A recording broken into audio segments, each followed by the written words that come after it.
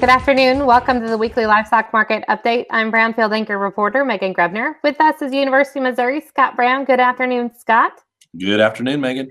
March Madness is underway in the basketball world, but it's definitely underway in the markets, and we're going to talk a lot about the craziness that's been going on in the last week or two.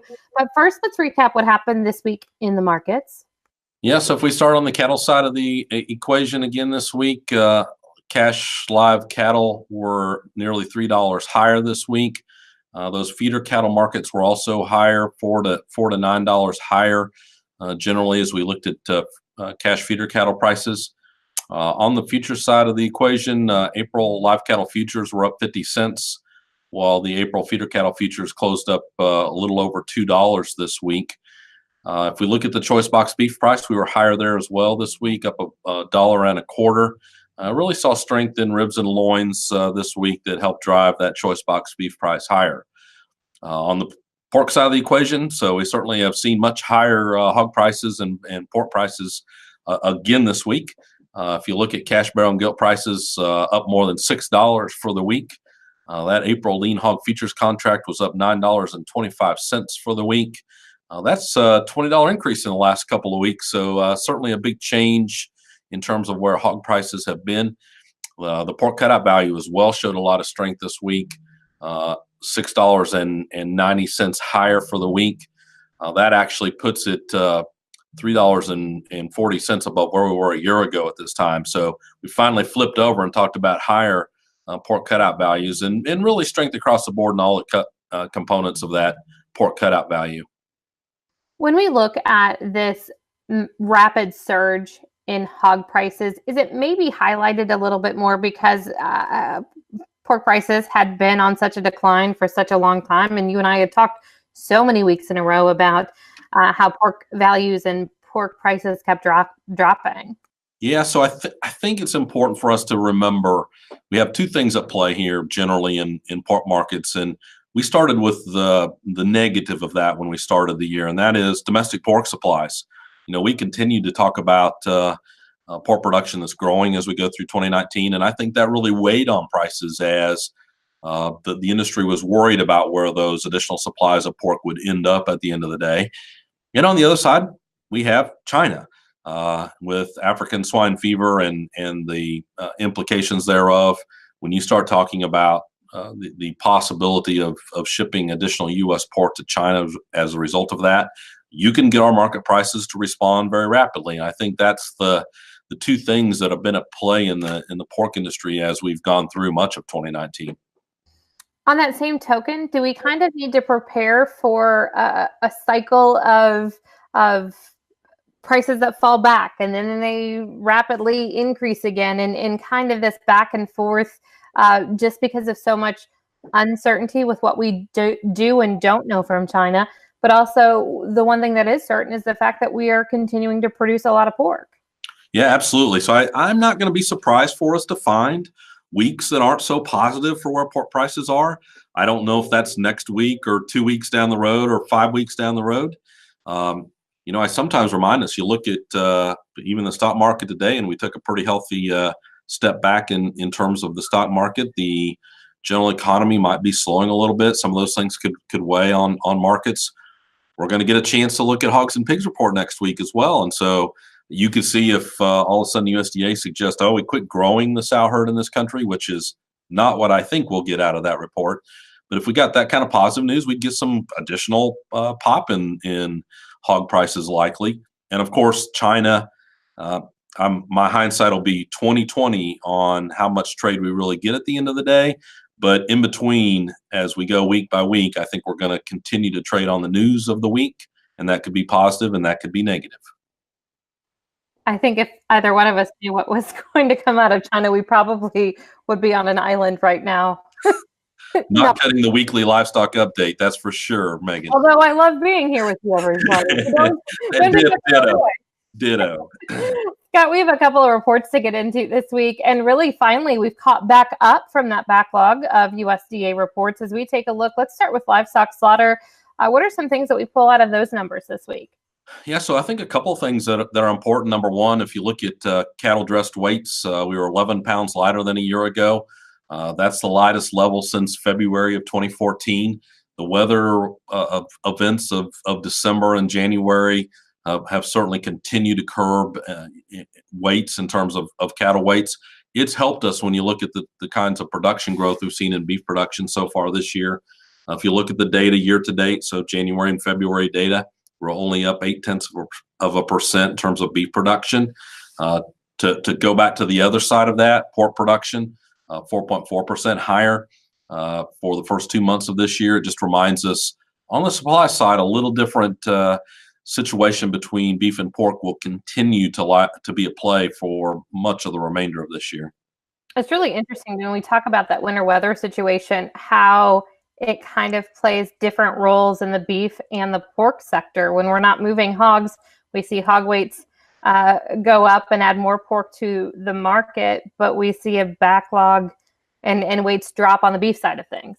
Yeah, absolutely. So, and we certainly know this has been a tough winter, and we expected much of this weight situation on the cattle side that we've seen. It's a lot easier to grow hogs inside than it is cattle outside when you got poor weather, I guess. And we've certainly seen a fair share of cold, snowy, rainy, muddy situations that have really limited the ability to add weight to cattle for several weeks. Cold storage came out today along with cattle on feed. Let's start with cold storage as we take a look at that. How are things looking in the storage aspect of things?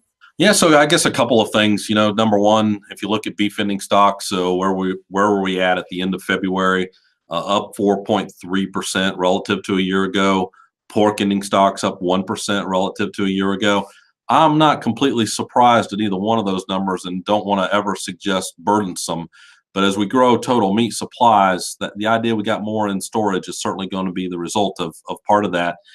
I guess I look at the chicken numbers that we got again out of this report, down 2.8%. Just reminds me that the chicken industry has done much better at getting production in line with the demand for chicken, and that shows as ending stocks there continue to decline relative to a year ago. Cattle on feed came out this afternoon. A little bit of surprise as we take a look at a couple of those numbers, specifically that placement number. Yeah, so we're going to get some more cattle, it appears, and it kind of continues down the road of maybe some growing fed cattle ready supplies in the second half of the year. But placements in February were up 2.2% relative to a year ago. The average pre-report estimate was down 4%, and so I think and we fell outside the upper end of the pre-report estimates as well. So a few more calves being placed in February than we anticipated. On feed, March 1 was also a little outside the upper end of the range, coming in up 0.7%, where the upper end of the range was up 0.6%, and the average was actually down 0.3. So more cattle. Again, some of, I think, the weather things going on and the number of feeder cattle that we were holding out there in wheat pasture, all those things I think are at play in what's a slightly higher number in terms of placements that we saw out of this report. Scott, I want to talk a little bit about, and you and I haven't been able to talk about this, but as we take a look at meat consumption for 2019, how does that kind of play into what happens, and are we finding maybe potential for a little bit of support for producers?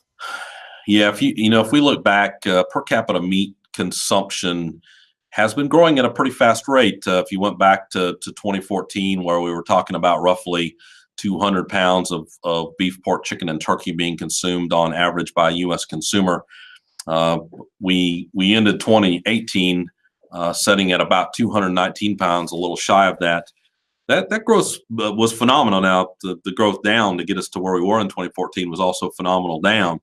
But I guess as we look in 2019, one of the things that I continue to glean out of USDA's monthly updates on the livestock side is a slowdown in production growth, which equates then into a slowdown in the expansion of per capita meat consumption. USDA back in their March WASDE would have suggested per capita meat consumption of beef, pork, chicken, and turkey at 220 and a half pounds per person. So still growth, but a slowing of the rate of growth, which I think is important as we try to talk about higher prices as we move ahead. So we'll continue to see if we have USDA beginning to work that per capita number even lower. And slaughter weights of cattle certainly could be one of the things that help us on the beef side of the equation. Export support to China could be another one of those things that keep domestic pork supplies in check. And the chicken industry, what's been a slower growth in production, if they continue down that road, all of those things to me suggest maybe we can curb a little harder on per capita consumption growth this year.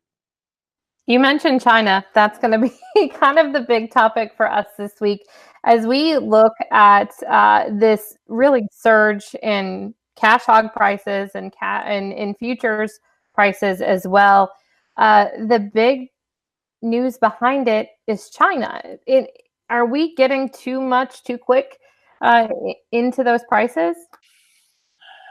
Yeah, so you ask a really good question, and I wish I had a really good answer for that question, but it certainly looks like to me we've become extremely enamored in these markets with just how positive China has been.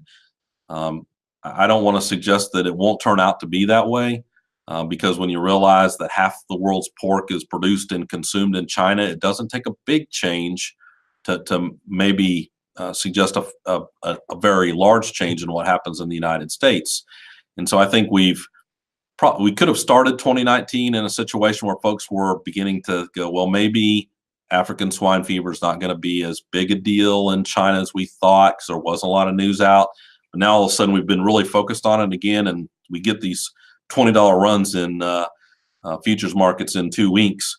I think we certainly are seeing an increase in what we think are the effects of ASF in China, and that has been just much of the driver for where these pork prices have gone. So when I think about these skyrocketing prices, my biggest question is, how do producers mitigate some of this risk without limiting their upside potential? Yeah. So I always remind folks all the time the strategy of sell low, buy high. Sorry, so I said that backwards, right? So we have an opportunity here right now to talk about selling at some higher prices. And frankly, if you ask producers 2 weeks ago if they were going to have the opportunity to sell for $20 more than they did 2 weeks ago, many of them would have probably said no. And so, number one, let's make sure we think about some risk management strategy. Now, it's really critical to be careful about what we're doing here. We all know which way these markets have been moving, and we know they could move substantially higher if that ASF situation continues to grow in China. So I don't want to limit that upside potential if I can help it. That may be where some options come into play. The problem with option markets right now is they're fairly expensive to get that coverage if you're anywhere near being in the money on those option contracts. So perhaps, one wants to look at a strategy that gets out of the money, if you will, a little bit, to get something a little more reasonably priced. Or maybe there's some strategies that allow you to straddle here a little bit and keep some of the upside potential, but maybe not all of it, as a way to try to keep those premium costs lower if you're going to go the option side. I just don't know right now if I want to be playing straight in those futures markets.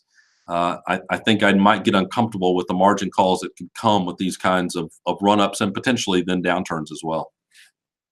So really there's a lot of cautiousness that needs to go into an evaluation when you're trying to make these decisions.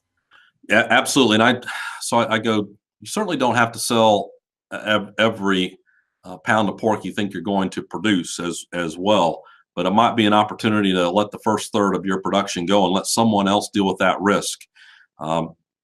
If you're an operation that can handle a lot of risk, maybe you're going to ride on this for a while. So it's not the same for everyone. If my operation can't handle a lot of risk right now, maybe that's the operation that most needs to think hard about how to let somebody else in the marketplace have that risk going forward. All right, Scott, that's a lot of information for us to go through this week. As we take a look at next week, what reports do we have coming out? Yeah, so another important week from a report standpoint, because we'll get hogs and pigs and monthly trade data next Thursday, and then we'll finish the week with planning intentions and the restaurant performance index. So a couple of big reports for sure setting out there next week. Well, we will have plenty to talk about next Friday as well. Good to see you. Enjoy this nice spring-like weather. Likewise, Megan. All right, Denver Weekly Livestock Market Update delivered to your email box every Saturday morning. Visit our website, brownfieldagnews.com. You can click subscribe. You can also submit questions and comments there as well. And for market updates twice daily, make sure to check out John Perkins' Market Minute.